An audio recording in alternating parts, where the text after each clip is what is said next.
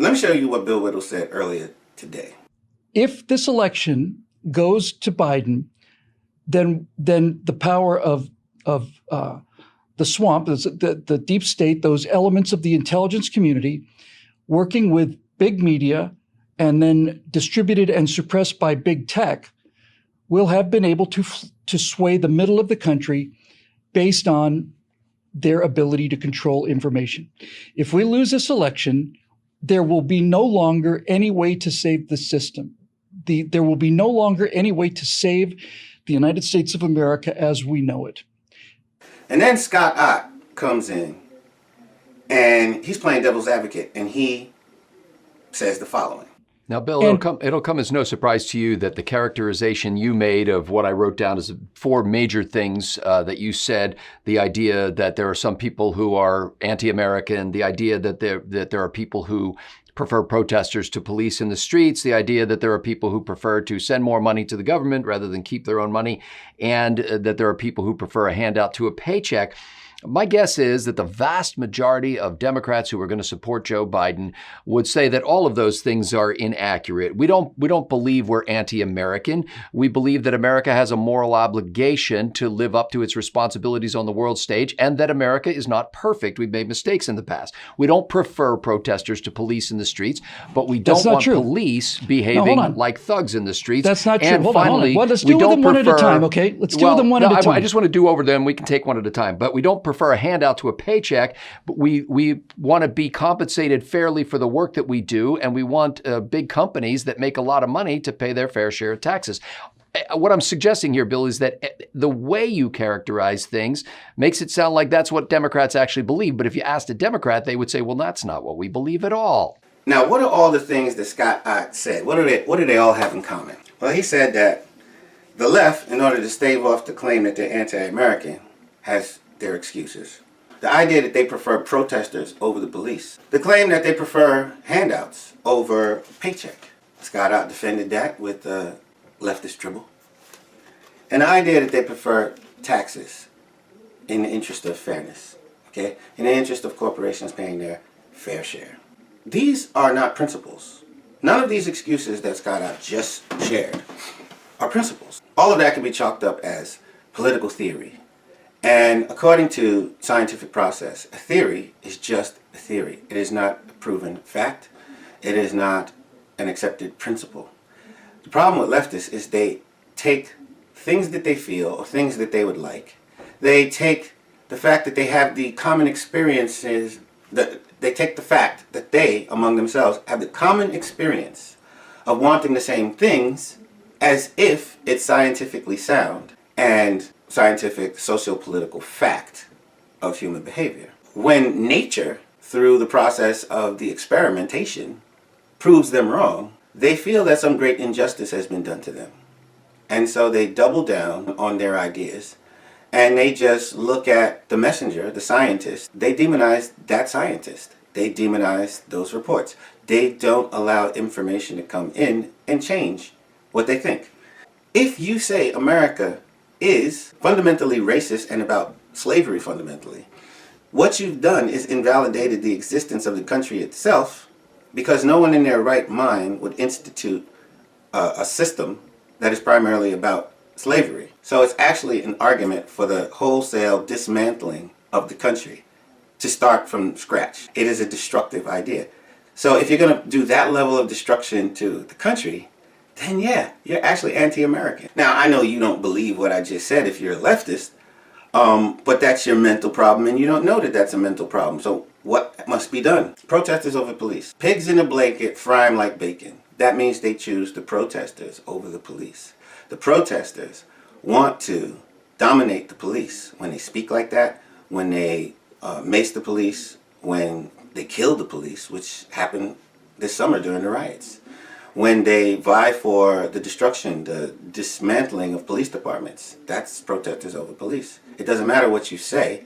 Factually speaking, that was the behavior of the rioters. Handouts versus paychecks. Okay, the welfare state is so great that welfare is number 1 or number 2 in the national budget. Welfare is huge. Voting for leftists is to vote that people are more dependent on handouts. Taxes versus fairness. Whenever you tap big corporations, those corporations shrink in that the number of people that they get to hire shrinks. I remember Hostess going out of business because the union was saying that the company was unfair. So when the companies decided, no, we'll just go out of business. Nobody had a job at that point. Nobody.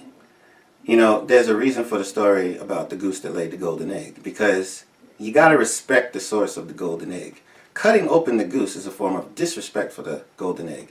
People who come up with ideas and have the nerve to start companies are rare. Most companies fail, so people have to swallow earlier failures in order to even get to the part where they're successful as a business.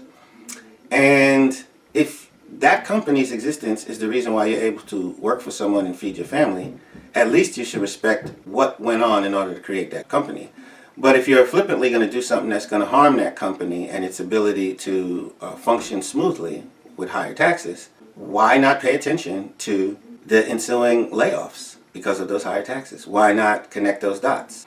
And here's why. Here's why we can't settle these four arguments that Scott brought up. It's because leftists are not scientific. Science actually frustrates them because they like the flavor of their emotions. All of these arguments, all four arguments, are emotionalist arguments. When you're clearly being anti-American, it's because constitutional arguments are thwarting what you desire emotionally. Like abortion. If the Constitution were ever found to not support abortion, if the Constitution were ever found to not support welfare checks, if the Constitution were ever found to not support the use of marijuana, if the Constitution were found to not support prostitution, things that your body wants, which mean that there's an emotional attachment to them, your brain will tell you, after looking at the spread of STDs before the prostitution, or the spread of joblessness due to the widespread use of marijuana, you don't care about tying the results to the failed political theory. You don't want your political theory to suffer and be accused of doing harm because you like your political theory because it feels good. And that's the problem with leftists. But leftists don't know that, which brings me to this point. When you're listening to Bill Whittle talk about how the country is being destroyed, and Scott Ott playing devil's advocate, shrugging off all of those concerns, that mirrors the story in the Bible where King Solomon was entertained by two women who claimed that a baby was theirs. Apparently, both women had babies at the same time. One woman rolled over and smothered her child and woke up to a dead baby. She crept into the other woman's room, I think they were living in a brothel, and took her baby. And then when the other woman woke up, she recognized her baby was being held by another woman, and they found themselves in court. Both of them had identical claims. When both of them made their claims and told their story, they both acted and spoke with a great deal of passion. So how do you differentiate between two people who have the same claim and sound equally passionate? What? By what? How can you sort this out if you weren't there and you didn't witness reality? Well, liberal stubbornness, even in light of scientific proof that their policies don't work. Failed communism 22 times throughout the world is not enough to deter them from trying communism again. What will make them relent? What made Solomon clear that one woman was the actual mother of the child? So well, here's what Solomon says. Solomon says, cut the baby in half. And the one woman, who was the real mother, she goes, no, I don't want my child that much that I'm going to have my child killed. I want my child to live, and I'll relinquish custody of my child. She says, no, it's her baby. Let her have the baby. And then Solomon said that woman who said, let her have the baby, that is its mother. What's the difference between these two women? What did Solomon unearth? Solomon unearthed the fact that one group or one party was willing to employ scorched earth. Okay? Killing the baby means nobody gets nothing. Look at politics today. Which party is willing to destroy the nation rather than move to another country that might be pleasing to them or might be easier to change into the utopia that they want? Why don't they go to those countries? Rather, they stay here and are so, anti-American that they promote the idea that America is actually fundamentally unworkable anyway. For us to admit that, the next logical thing would be to dismantle and start from scratch, which is a form of destruction. And one party would rather sit here and watch the baby get cut in half so that we're all equally miserable. And that's how you know that they're actually not being rational. Even a mother with mother's values, that's rational. When you compare, oh, I'm going to lose custody, but my child gets to live. An act of love for my child is that they get to live. Well, who's more patriotic? Someone who says we should kill the country because we're frustrated that it doesn't work properly?